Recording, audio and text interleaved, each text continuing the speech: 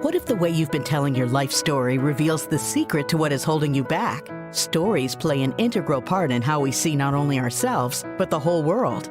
Stories are more than just an important part of communication. They also reveal hidden aspects of our inner talk, which can either support us or end up holding us back from the very things we want most in life, without us even realizing it.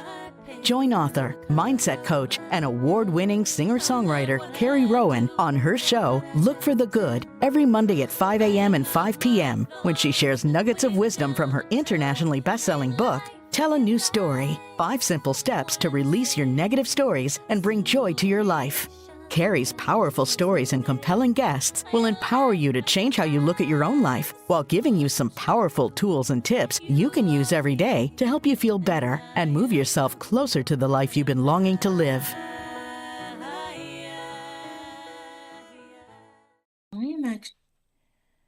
Hello, everybody, and welcome to Look for the Good. I'm your host, Carrie Rowan, mindset strategist and coach. And you know, I love sharing nuggets of wisdom about the stories that we tell each other, and more importantly, those stories that we quietly tell ourselves. And you can join me and my special guests as we share our personal stories of strength and triumph every week here on Dream Vision 7 Radio Network. You can listen online, on your mobile device, in your car, or even ask Alexa to play Dream Vision 7 Radio. And tune in every Monday at 5 a.m. and 5 p.m. to get real stories and tips on how to turn your story and your life around. And evolve with us as we unite humankind with universal love. I'm so excited to be here with Jen. Hi, Jen. How are you, waiting in the wings? Hi, Carrie. How are you? I'm great. I'm so excited to have you on the show. And before we get to that, everybody knows that I love talking about stories, right? Those stories that we tell. I talked about the little ones that we tell in our heads because we always have one of those stories, right? Whenever I have a client that comes to me and they're like, oh, I can't share this story. It's too fill in the blank, too hard, too sad. I really know that we're on the verge of a breakthrough. And I feel as if we all have one of those stories, right? That story that is, I had that story. I wrote my whole book about those stories. And when we can really embrace those stories and get into those stories, we find our superpower. And you, my friend, are just the epitome of that. And that's why I want to have you on the show so bad, because I know everybody's going to be really moved by your story. So before we dive into your story, do you mind if I share your bio real quick with everybody? Of course. Go ahead. Okay. So Jennifer Newberg is a speaker, storyteller, and founder of It's Lifey, an organization helping widows rebuild life after loss through community. Her own journey through sudden widowhood fuels her mission to create spaces of authenticity, compassion, and connection. In 2026, Jen will launch HopeHub by It's Lifey, a platform for community, support groups, expert advice, and events. I love the work you're doing. Thank you for everything that you're doing. Thank you for having me on the show and allowing me to tell my story because I agree with you. There are certainly the stories that we tell ourselves and those that we're scared to share. And I've really made it my mission to share mine as honestly and truthfully and raw as possible so that people don't have to feel alone. We love that. We love that here. And you know, it's funny because what you said about raw and feeling so all alone, I mean, that's the reason I started writing music, right? So my first stories were 3-minute songs. So, and it's amazing how you don't realize how your story really resonates with other people.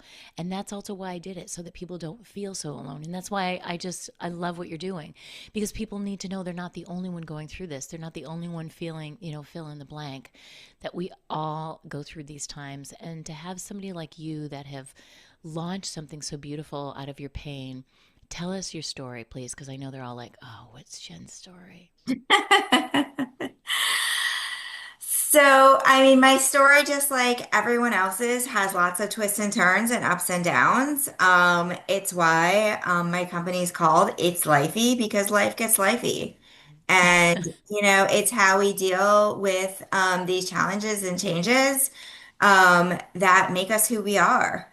And one of the things that I have found that's been consistent throughout my life is this need for community, this need to be with other people who get it. It's such a simple phrase, but I use it all the time and people understand, people get it, no pun intended. But being with people who have been through the same experience as you and being able to share with them and being able to understand where they're coming from and them understand where you are is so powerful and so bonding. And, it's really how I got to where I am today. Mm. Yeah. But just, a little bit about me and my story, and I can talk forever, so I'm gonna try and do this as succinct and as again real, raw, authentic as possible. I often share, I will say things sometimes that you would never even share with your best friend. But I will say them out loud because again, I really want people to not feel alone in how they're feeling. And so Yeah, we love that I here, grew by the up, way. I grew up in South Florida as an only child.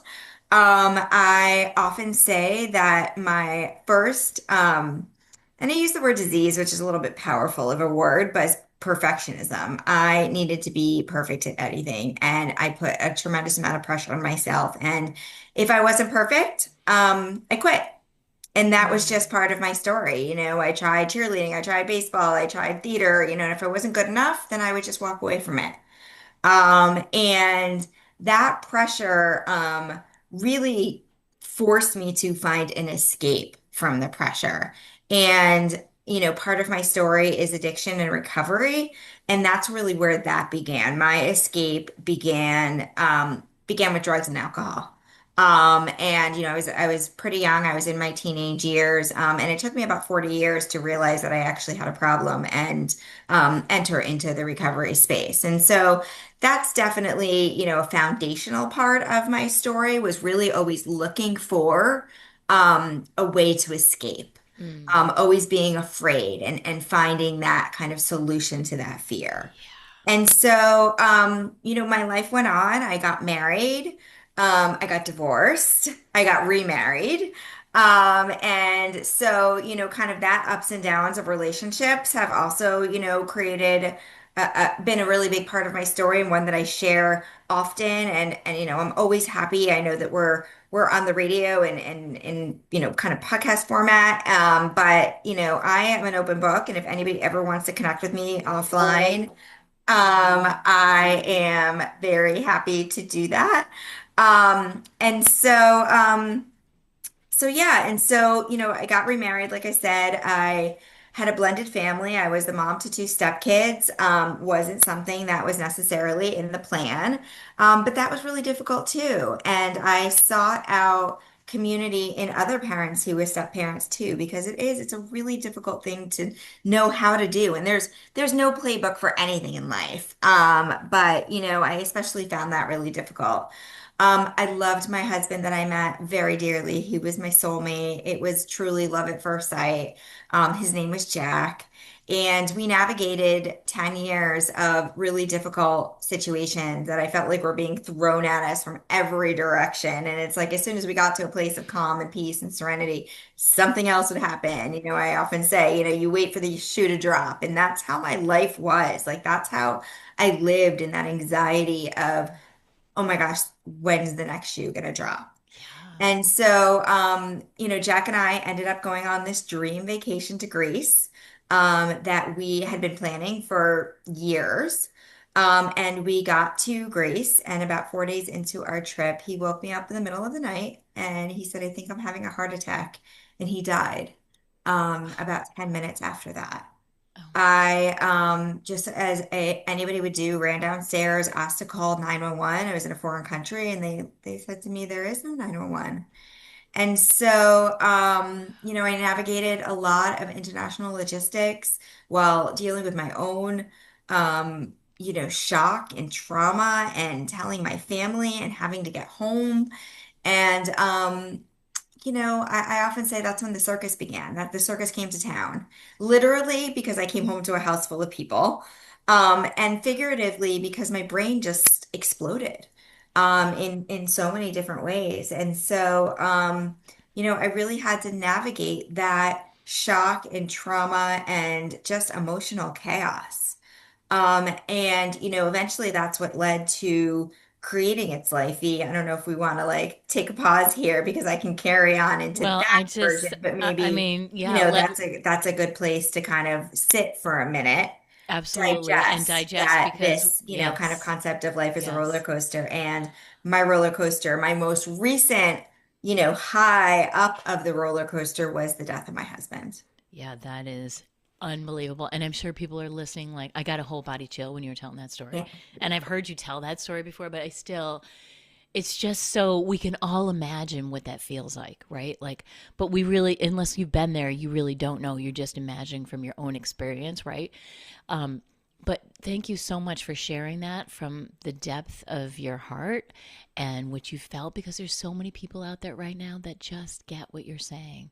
They understand the all those feelings that you walked into the circus, right? You come home, you can't even get, you're in a foreign country. There's so many other pieces to that are not in everybody's normal story that you had to navigate through just to get home, and then not even deal with your own grief, your sadness, your shock, your trauma, all those things that are upset our nervous systems, right? And now you got to deal with everybody else, and that's what usually happens. Now you get home and now you got to deal with all them, and you can't even absolutely. deal with yourself. So we're going to take a breath. We're going to take a break actually really quick right here, because I think it's a really good spot. And don't go anywhere, everybody. We'll be right back with the rest of Jen's beautiful story. Hey, everybody. Thanks for that little break. We're back now with Jennifer. And I know you're hanging on to her every word. And your story is so powerful because you talked about all these hard things that you had already been through. You'd already been through divorce. You remarried, found the love of your life, but then you have to deal with all the blended family stuff because that's really hard. It's really hard stuff. There was a whole section on that in my coach training. That's how hard it is. So it's a real thing. And now this. And you wrote in one of the pages that you gave to me that nothing, like widowhood just brought a level of loneliness that nothing really prepared you for. So talk to us a little bit about this, because I know there's people out there that are listening that are like, oh, wow, somebody actually gets me. I get you. I get you. And, even a year and a half later, since Jack has passed, that loneliness still remains. What was really powerful for me, though, and something that I knew obviously prior to this happening was I had mentioned that addiction is a part of my story. And 4 years before Jack passed, I had gotten sober. And the recovery community is really powerful. And I knew that connecting with people who were real, who didn't judge, who were kind and wanted nothing in return was not just life changing, but really life saving. And so, while that recovery community carried me through a lot of this, I needed my own. I needed to be with my people who, in that moment, were widows. And so I signed up for a retreat in Costa Rica. It was not a widow retreat. It was just a wellness retreat. In fact, it was a yoga retreat, and got to the airport and I was met by these lovely women, and they all said, "How often do you practice?" And I said, "Practice what?" And they said, "You're on a yoga retreat, right?" And I was like, "Oh, right." I just needed to get away from my life. Like, really, I needed a pause. I needed to get away from my family and the chaos and just have a little bit of peace. And so that retreat was so profound in many ways. It was profound in the ways that I needed it to be, which was to get away from life and take a break. It was also profound in that it made me realize that while as lovely as those women were, they weren't my people. And that's what I was looking for. And so on the plane ride home, I just started typing, and I don't know if you ever do this where you just start typing and you're typing and you're typing, and all of a sudden you're at 7 pages and you're like, oh my God, where am I going? What am I saying? And that's really where It's Lifey was born. And the first iteration of it was a retreat. And so I said, I have worked in marketing and PR my entire career. I've done a lot of partnership work. And why don't I just do my own retreat for widows? And so that began, and that was in December of 2024. So we're almost coming up in a year. It took me several months to plan, to find the right place, to find the right people. And that retreat did happen that following July. And it was magical. It was exactly what I had wished I had had during those first few months. And the women that came, some had been widows for 6 years, some 3, some had lost their husbands 2 months ago. Some had lost them from prolonged disease, cancer, ALS. Some had lost them, like I did, very tragically, car accidents, heart attack. It didn't matter because we were all there experiencing what you refer to, Carrie, which is that loneliness, and we needed each other. Yeah. While I was planning that retreat, I also launched some in-person support groups in my hometown and across Massachusetts, which is where the state that I live in. And, it just really reinforced to me that need for community. Mm. And that's been my soul. That's been my purpose. That is how I have, it's a little cliche to say, but turned that pain of losing Jack into purpose is I feel that calling, also a little bit cliche, but to find ways to bring people together who really need each other. And, specifically in the work that I do, it's very focused on widows. Hmm. And I can't tell you the amount of times I have people come up to me who say, "Oh, my mom was a widow when she was 40 and I wish she had this." Yeah. Or I have a friend who lost her husband and she really needs this. And so, I did some groups myself. And I've taken a little bit of what I've learned from each of them, and Yeah. I've made what I hope is my own magic potion. And so far, again, it's just been so powerful. I talk to these women, I connect with these women. They're actually a part of me creating the next phase of my business. I've Mm. included them. I really, cherish and respect their opinions.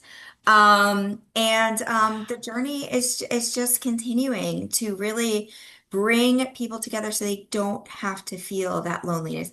I mean, let's be real. When you go home at night and you're alone in your bed or watching TV on the couch, the loneliness comes back. We can't be together all the time, Hmm. but at least it takes a little bit of the edge off of it.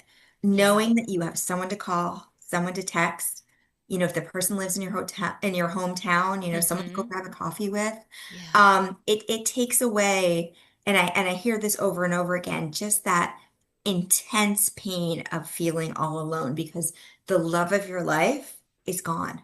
Yeah, that's so, so hard. And I love that it's, what you're saying is you're really creating that safe place, right? That place and the way you've structured it and taken all the best of the best from some of the other stuff that you've been involved in makes it your own secret magic sauce, right? Because you know it worked for you and that's what you want to offer to other people, other women. And I think that's the piece that's so powerful, just being, like you said, with someone who actually gets it. Because if you didn't really go through it, you don't really get it. And when no matter how somebody dies, but when somebody dies tragically like that and an accident or something that you just have no control over is different than somebody that you watch die over a long period of time, right?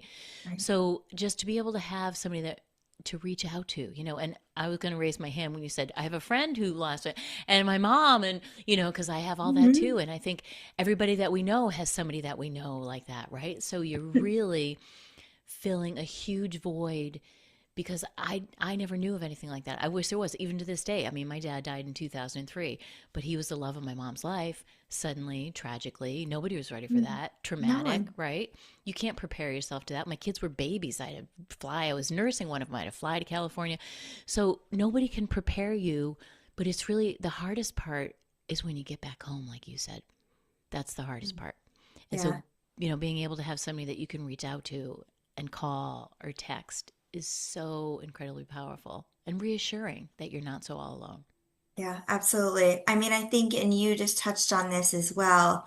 One of the things that I think and I hope makes, what I do maybe a little bit different than what other people do is that I am very transparent that I am not a therapist. I'm not a coach. I don't have, that kind of background or education. All I am is someone who's been through it. And all I can offer is the feelings and the emotions and the experience and the logistics that I went through. And I think that people really relate to that because I do think that people have a little bit of hesitation. I mean, trust me, I have an amazing therapist. I highly recommend it. There are amazing coaches out there. There are amazing holistic healers out there that I've gotten to know really well. And I don't recommend just doing what I'm doing. It needs to be a holistic. But there is a piece of what I do and what I have with the women that I meet with that is very real and raw because there are no expectations.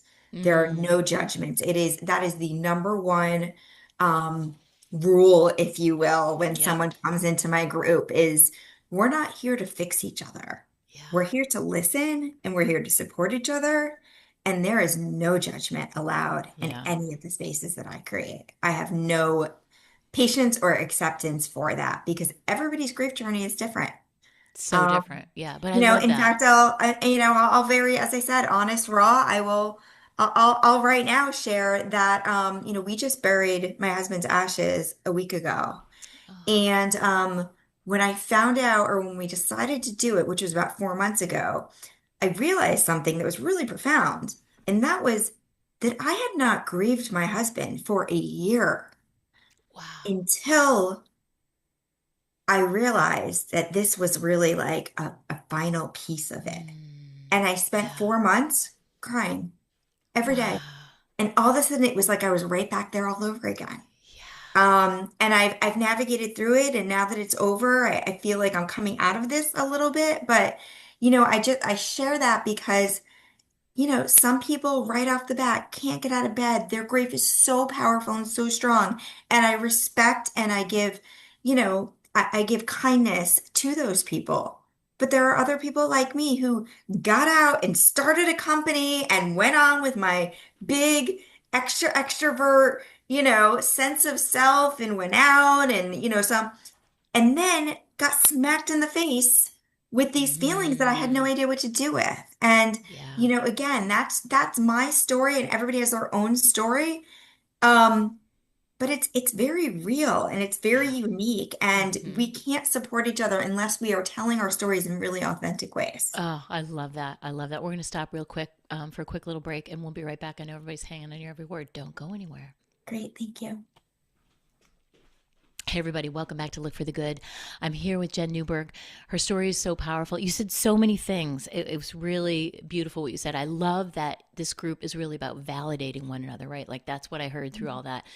People want to be validated for their experience, the way they're experiencing it in their own flavor, right? And you also talked a lot about, you know, the weird thing. Grief is weird. Grief is like a wave. I talk about some of my wave stories in my book about losing my dad, and you don't know. You think you're like, oh my gosh, look at me. I'm feeling great. And then something happens. I tell the story about going to the dentist. And one little thing happens. And his daughter walked in and said, hey, Dad. She was obviously there to visit him during lunch. And my dad worked in Worcester. And I was in Worcester. And this was the family dentist. And it was all this connection. His All off. of this. And that was all it took. And his office was right there. He came back over to me and he thought I was nuts. He's like, oh my God, are you okay? What happened? Did I hurt you? Like, just the whole daughter father thing right there. And I just felt it so strongly. I could not compose myself. Now, this is Yeah. right. You just don't know. That's why they say it's like a wave. You think you're okay. And then the wave hits you again, like you needed that closure, right? You needed some kind of closure. And it's really hard to get it with the way, Yeah. that Jack left. And I'll say, related to your story too, is that you would ex had that experience with the daughter coming into the dentist. When you're a widow, you are surrounded by couples. It is unavoidable. In fact, I often, compare it to my recovery. We live in a world where, drinking is just part of the culture. We also live in a world where couples and marriage is very much a part of our culture, and grief is not. Grief is It's true. not, people don't know what to say. They don't know what to do when someone loses anyone, whether it's a parent, a sibling, a child, God forbid, or especially, or even, I shouldn't say especially, because they're all just as traumatic, but a partner, and that's one of the things that I'm trying to change as well, is kind of this perception of grief. And how do how do we as widows start to make people feeling more comfortable with the situations that we're in. Yeah. The other thing you said, and I talk about this a lot, so it's like, this kind of higher power spiritual being who's connecting us right now is the waves.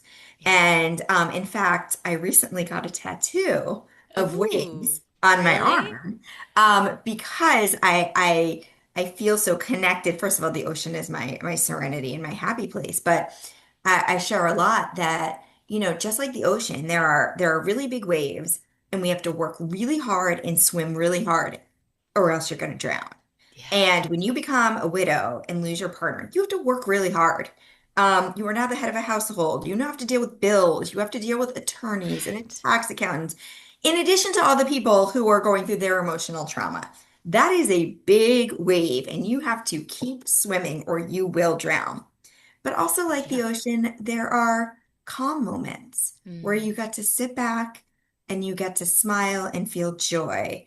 And, that brings me to something else that I talk about a lot, which is you are allowed to have two feelings at once. Yes. Um, people who, people didn't, not everybody has a perfect marriage. And when their spouse dies, often people are like, oh my God, there's a little bit of relief in me. That's okay. There can be relief, there can be sadness, there can be joy. All of those things can coexist, and it doesn't make it wrong. Right. No one is wrong for how they feel. Yeah. Um, Yeah, I love that. Feeling both, you're feeling this and you're feeling this. It doesn't have to yeah. be mutually exclusive. You can feel all of that all at the same time. And I feel like that's what grief really is. And I love what you're saying about the waves. I didn't, you're gonna have to show us your tattoo, your wave if you want to. And, I and I just got love it like that. 2 weeks ago. So crazy. And you know what's so weird is that, yes, it's not weird, it's synchronicity. Yesterday I was reading something about that and it talked about when we swim up on top of the ocean, right? That's where the waves are. That's where it's chaotic. That's where the storms are. But if you go deeper into the ocean, below the waves, where you get deep, deep, deep, that's where the silence sits, right? Mhm. So we Love that. always have that, I go there for myself because that's where I find there's so much noise up here. So I try to go deep down Mm. in. For me, it's Yeah. meditation. For everybody, it could be something different. It could be walking on the beach. It could be walking outside quietly, sitting in nature, whatever. But finding a way to get yourself to that place because there's always that calm underneath, right? Yeah. It's like what they say about the sun. It's always shining, even the clouds are out. There's always that calm, and it's finding that deep within yourself when you know that you need it the most. Yeah, absolutely. I mean, just the other night I was hosting one of my support groups, and I had a woman come and do Reiki. And at the end of it, all of the women said, I haven't sat still for this long or quietly for this long since my husband passed. And I just said, isn't that a gift? And listen, I am not a professional at being calm. That is not part of my who I am or my being. I am a go, go, go kind of person. Yeah. And so when someone tells me to sit and be calm, it's like, mm-mm, I don't do that. Hmm. I hear But you. but that being said, another, and I could go on and on and on. Another piece of this process for me has been a process of growth and a process of learning about myself. Mm. And, I'm very aware that that is part of my personality. And I'm also very aware that I need to work really hard to bring that calmness to myself. Otherwise, again, going back to the wave analogy, you will drown. Yeah. So true. Um, Yeah. And as women, I feel like we all fall into oh that, right? We're, gosh, we're yes. so good, and I work with a lot of midlife women. We're so good at knowing what everybody else loves. We forget who we are, and this is a situation where you are forced, into rediscovering who you are, what's important to you, what you love, because we're so really good. I could tell you what everybody else in my house loves, but do we know what we love, right? 100%. And so it's really fun. It's almost in a weird way where it's finding it's such a great loss that we had to find our way back to ourselves. Does that make sense? 100%. And I just said to a friend a couple of weeks ago, I said, I really wish Jack could see who I am today. And Yeah. that is heartbreaking because I truly am a different person, 16 or sorry, a year and a half after he died. Mm-hmm. And I like myself a lot. Not that I Yeah. didn't like myself before, but I've learned so much. I've learned about setting boundaries and I've learned about being kind to myself. And, it's one of the things that I miss the most is that I do wish that he could see who I am today. So, Yeah. that That's that's beautiful. definitely part of my story as well. Oh, that's beautiful. I hear like a book title in there, Jen. Okay, I'm hearing a book title in that, right, everybody? Like, I just, you gave me chills when you were saying that because he does see you and he is so Yes. proud of you, right? And that I know too. I Yeah, know, listen, I'm not a very religious person. I am very spiritual, and I know in some way, shape, and form he is watching and he is, seeing, and he is really proud of the work that I'm doing. And that gives me a lot of faith and a lot of pride as well, as I, continue to work on It's Lifey and as I continue to launch Hope Hub, which I hope that I can share a little bit about too, because that is totally. very exciting. I love that. Totally. I think that's all, it's beautiful. And I know, again, everybody's resonating with that. So write that little book title down that we just talked about. Because that's your next little, because you don't have enough projects on your table. You are I unbelievable. know, I know. Seriously, unbelievable. And you remind me of myself, the go, go, go. And one of the things I really love, because so many women come on here, and a lot of them have launched businesses. Now, just, after doing this for so many years and having so many interviews, you start to see these trends, right? Like women who are forced to have to, unfortunately, for one reason or another, they got fired, they lost their husband, whatever, divorce, find a way to take their pain, like you said, and turn it into their purpose and create a business because they are trying to solve their own problem. And as we know, that's the right? The focus of a business. Right. A good business tries to solve a problem for somebody. And usually the best ones have solved a personal problem for themselves via what they've created for other people. You are the epitome of that. And so I just love everything that you're creating. Tell them a little bit about, well, I love the name It's Lifey, of course. It's so amazing. And how did this evolve into Hope Hub? And what are you going to do with Hope Hub? How is that going to help people a little bit differently? So, like I said, everything that I share, I hope people resonate with. And this part of my story is how to be an entrepreneur when you have no idea how to run a business. 101.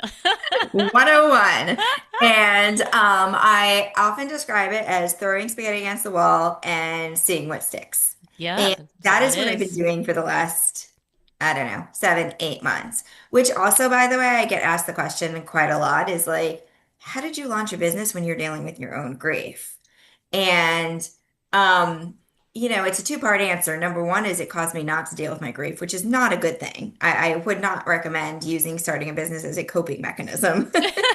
It's an But expensive the coping other mechanism. side of it is it was helping me deal with my grief because just like these women were connecting, I too was connecting with them and they were Yeah, helping me heal. yeah. And so, that is definitely oh my gosh, you're 6 months into losing your husband and you started a business. What's wrong with you? Um, Right? But to heal one's I, own, right? there's a lot of things wrong with me. There's Like that's usually my answer. that's not the right Um, question. that's usually my answer. But and so I've really, I've done my support groups, I've done my retreats, I've done some things online. I've spoken to as many people as I possibly can. Um, you know, Different people, who I've connected with throughout my life. Anybody who would listen to me and listen to what I wanted to do, I would get on a Zoom and talk to and run my ideas and brainstorm with them. I love it. And eventually, this really big funnel of I want to create communities that help everyone with their life changes, which is how It's Lifey started. And I remember I have a woman who's wonderful who helps me with my social media. And I remember the first time she said to me, "So who's your target audience?" And I said, "Everyone." And she said, "Well, that's not going to work here." And honestly, I had to have about 10 people say that to me before it finally like clicked in Yeah, yeah. that everyone is not an audience. Right. You got it And really so that avatar is too big. I've really come to love and have a passion and obviously an understanding because I've been through it for widows. Yeah. And so this kind of next phase is taking everything that I've learned. And my advice, not that it's, anything great or profound to people who are trying to do this, is to give yourself grace and to give yourself space and time. I wanted to solve everything week one. Of And I still do to course. some degree, but I am also really glad that I've had these last, several months to kind of figure out exactly what people need and how I can provide it for them. And Mm, that's what Hope Hub is. Hope Hub yeah. is an online community for people all over the country and hopefully all over the world to find connections. And there are various parts of it. There's the true introduction to yourself, see somebody who you think you want to connect with, send them a message, go back and forth. That true community feel. There are support groups that are happening 8 to 10 times a week. There Wow. are experts who will come on and participate in conversations with me, but there will also be Q&A parts of it. So if, someone's looking for a financial advisor or a real estate agent or a therapist and they have a question, come ask, everyone's welcome. Mm. And then there'll also be just resources and events. I will never give up my heart for retreats, um, Yeah. especially, and retreats are a dime a dozen right now. There are so many out there. And, I am confident that they are all, one is better than the next, or they are all equally as powerful. But for me, having 10, which is usually my maximum, widows living in a room, eating all your meals together, Yeah. going through different sessions, talking through different things. There is nothing more beautiful than that. And so Mm. HopeHub is really just a central place where all of that can happen. Mm. Love And that. it allows me, really what I've been focused on in the past 7 months, because I'm only one person and I can only be in so many places. And Massachusetts has limited me to that. Just where I live, my geography has limited me. This will allow me to reach women everywhere. And that's what Mm. makes me so excited because everybody should have an opportunity to find a community. Yeah, I love that. We're going to end on that great phase. Hold on. We'll be right back. Don't go anywhere. I will. You either, Absolutely. listeners. Hello, everybody. Welcome back. I'm here with Jennifer Newberg, founder of It's Lifey and HopeHub. And I love this conversation. You are the epitome of that quote. You know, that quote that says, to ease another's heartache is to ease your own, right? Ah, that It's is so just, beautiful. you are so beautiful and everything you've created. So I love what you've created. Talk to us a little bit more about HopeHub and, well, really all of your creations. That we're talking about the event because I think what you're saying about live events, yeah, there may be a lot, but you're going to be drawn. I feel like you build the beautiful garden and the butterflies will come, right? People are going to be drawn to exactly what you offer. And that's what I feel about entrepreneurs in general. It's just my philosophy because there are so many of us, right? But when you create it and with that very specific niche in mind, they'll find you. You always find your right people. I bet all those 10 women who came were the exact right women that needed to be there, right? I mean, I had, again, honesty here. I did some Facebook ads and I had That's three okay. women. That's okay. We all do it. It's part of business. Yes, we I do. had three women sit at a table with me at lunch and say, I was scrolling through Facebook and I saw this ad for this retreat and I had no idea that I needed it until I saw it. And then immediately I knew that I had to go. Really? And See? so, thank you, Meta. Sorry. You did something good. Sorry, probably not, I might get in trouble with the advertisers. But yeah, I mean, listen, when I first started, I swore I would never do anything virtual. I'll be totally honest. I swore Really? everything that I do would be in person. Yeah. That is not realistic. Good luck with that.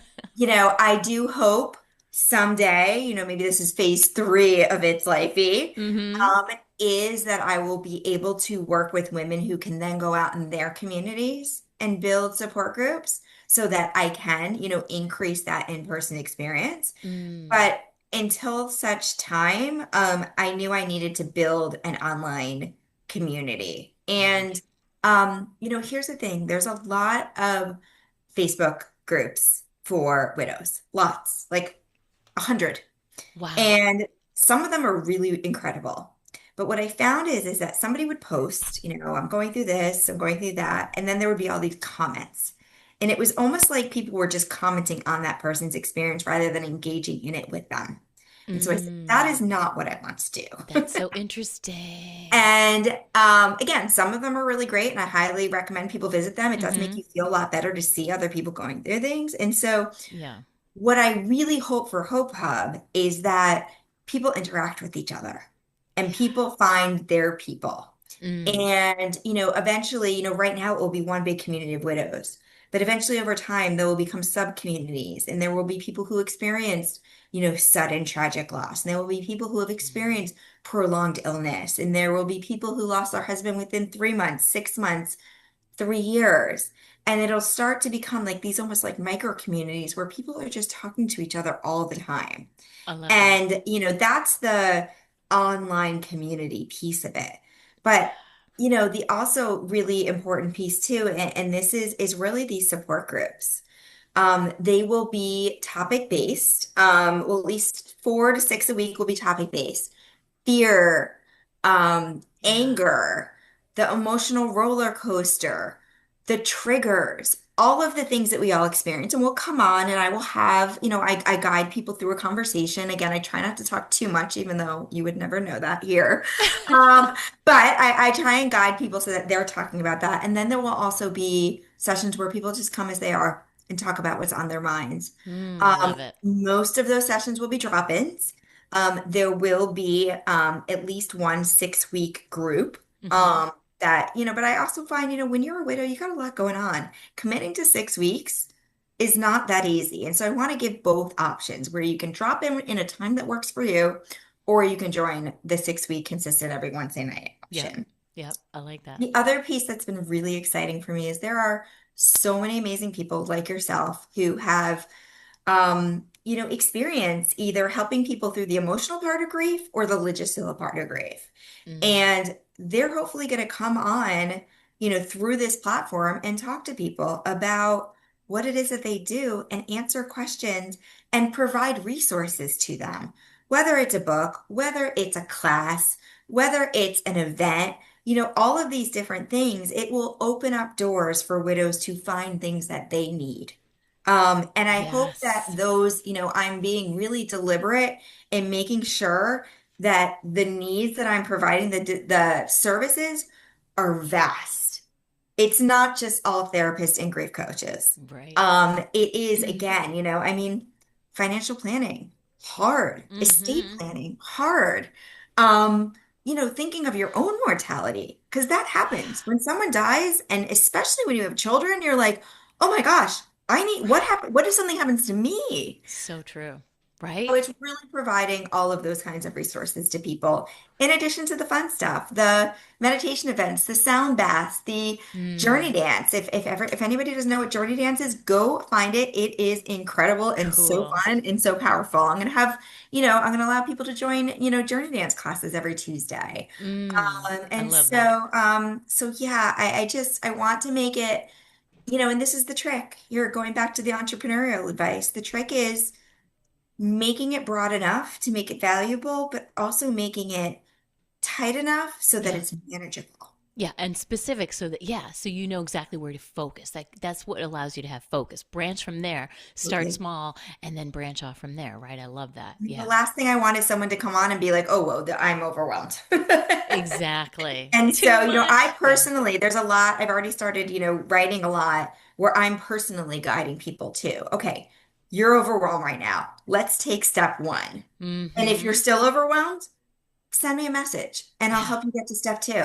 I love Like this, that. we are all in this together. We truly are. And I Yeah. want to be in the trenches with them. I don't want to be that kind of webmaster, controller, puppeteer. Like I want to be in it with them. Because again, as we talked about, several times throughout this, it's healing for me too. Yeah. Um, it really Absolutely. is. Yeah, absolutely. Um, And you talked about something that I think is really important that a lot of maybe people listening who like haven't personally been through it, but they know somebody or they because you said something that is like sort of a taboo thing to talk about. Do mhm. you want to talk about it? Yeah, I You talked mean, about do you know what I'm going to say? Like I'm going to I'll give you the words.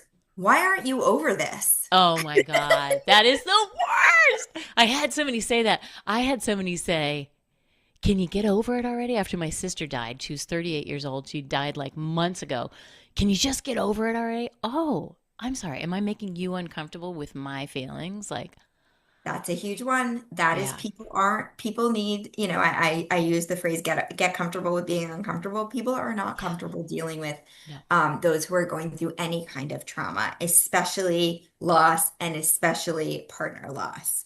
Yeah. And so, it's almost become comical in a way when I'm in my groups. I mean, we sometimes do a little round robin where we're like, what's the worst thing someone said to I you? love that.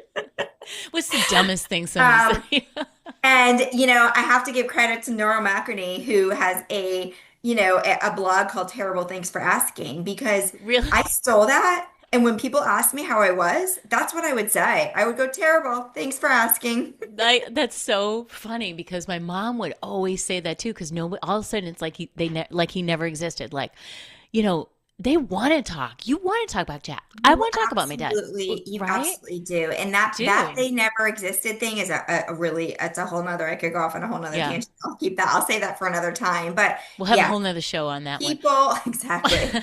But no, it is not, we do not live in a society that is open about grief, where people know what to do. I mean, my house turned into a floral shop.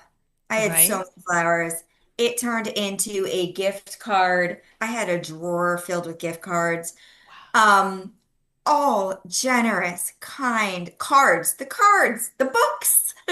The books? I have about 45 books on Come grief. on, seriously. Let me tell you, I am never going to read, not that I'm never going to read any of them, but there's no way I Right. could ever get through them. And so, what I would like to say to those people who don't know what to do is give the gift of community, because that's what we really Yes. need. And so, Amen. I understand there are, this is a free, um, it is a free community. Hmm. There is membership involved as well to Yeah, access different parts of it. sure. And I fully understand that, widow financial stability is difficult for widows. Yeah. And I will tell you what I've learned is even the widows who are very financially stable, they don't want to spend that money on themselves. And So so, true. I am hoping that people will give the gift to community, that, I Mm. am, I don't want to sound like a promotion I material, love person that. out here, No, but I that love that. there are companies out Yes. there that will support this, who will give, these scholarships to these people. I'm not a nonprofit. I'm very clear about that. I Right. have to like always, be careful. I am a for-profit organization. Right. Who knows? Maybe someday there'll be a foundation, but I've got enough going on right now. Yeah, you do. Um, Look, you're already but thinking yeah, ahead. no, I really just want it to be accessible for Yeah. everyone. I want people to, again, never, not, listen, you're never going to have to hear, can't you get over it? Because it's going to happen. Yeah. You know, you're never going to stop hearing how long is this going to take? Ugh. Or can't you get out of your house? Or I'm having a New Year's party. Why won't you come? Well, the answer is because it makes me sad. Yeah. And Exactly. that's okay as an Yeah. answer. I tell widows all the time, they get a lot of free passes. Yeah, they And do. if someone wants to judge you, let them, That's their problem. Yeah. let them judge you. Let them. Yeah, Hmm. exactly. Let them. Mel You Robbins. get to, Mel Robbins, here she is. You get to make, choices are really important in life, in all aspects of life. Yeah. But when you become a widow, you get to choose what's comfortable for yourself and what's Mm. not. And if going to Thanksgiving with your husband's whole family is not comfortable, don't go. Yeah. If Amen. You going do. to a Free wedding pass. where there's going to be a million couples is uncomfortable, don't Don't go. go. I And if love the it. person doesn't understand, then, we can tell them where to go. Tell them to get over it. Help me get over it. Yeah, exactly. Oh my So, gosh, Jen, this conversation has been so incredible. You've dropped so many gems of wisdom. Your heart is so beautiful. I can't thank you enough for coming on the show. Tell them where they can find you. um, it's lifey.com, ITSLIFEY.com. Currently going through a little bit of construction. But very soon, like in the next couple of days, hopefully there will be a Hope Hub tab, and that is where you can click for free and join the Hope Hub community. And Love that's it. where all the good stuff happens. Yeah. There's also just information about me. I highly encourage, I know this makes me sound a little bit crazy, but email me. I've Yeah. often thought about putting my phone number on there, but I think that's a little on the dangerous side. Yeah. Email me. I promise you, I will email you back. I promise you in a private scenario, I will give you my cell phone. You can call me. But itslifey.com is where ITSLAFUI. You can also feel free to follow me on Instagram, which is at It's Lifey Co. Lots of good nuggets there. Oh, yeah. By my friends over at Wolf Dog Marketing. Give them a little plug there. But Allison. yeah, at It's Lifey Awesome. Co is my Instagram. It's Lifey.com. If nothing else, if you're not finding what you need there, my email's right there. And Love it. please reach out. I'm here for you. Thank you, Jen. This was so beautiful. I'm so happy you came on. Look for the good. I am so happy too. This has made my day. I feel so much, lighter. And one of the other things that I often say is a story shared, a problem shared is a problem cut in half. And so Yeah. every time I get to tell my story, not only do I hope that somebody hears something that they can relate to, but it's like also I encourage everyone else to tell their story too in whatever way they feel comfortable with, because helping others helps you. It really does. Yes. Amen, sister. Thank you so much. And remember, everybody, it is never too late to live your best story. Be well.